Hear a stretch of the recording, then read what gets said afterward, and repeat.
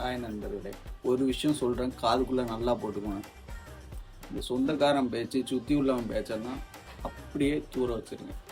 ஏன் சொல்கிறேன்னா, அதாவது அவனுங்களுக்கு கஷ்டம் வர்றப்போ இறைவன் நல்லவனை தான் ரொம்ப சோதிக்கிறான் அப்படின்னு சொல்லுவானோ, அதே கஷ்டம் நமக்கு வர்றப்போ நீ பண்ணதுக்குன்னா பட்ட பத்தியா அப்படின்னு சொல்லுவானோ, அதே அவனுங்களுக்கு சந்தோஷம் வர்றப்போ உழைச்ச உழைப்பு வேஸ்ட் ஆகலடா, யாருக்கு தெரிஞ்சோ இல்லையோ இறைவனுக்கு தெரிஞ்சிருக்கு அப்படின்னு சொல்லுவாங்க. அதே சந்தோஷத்தை நம்ம அடைஞ்சிட்டோம்னா இறைவன் கெட்டவனுக்கு தான் அள்ளி கொடுக்குறான் அப்படின்னு சொல்லுவாங்க. அதனால தான் சொல்கிறேன், சுற்றி உள்ள எவன் பேச்சையும் கேட்காம உன்னோட உழைப்பை போட்டு நீ ஓடிக்கிட்டே இரு.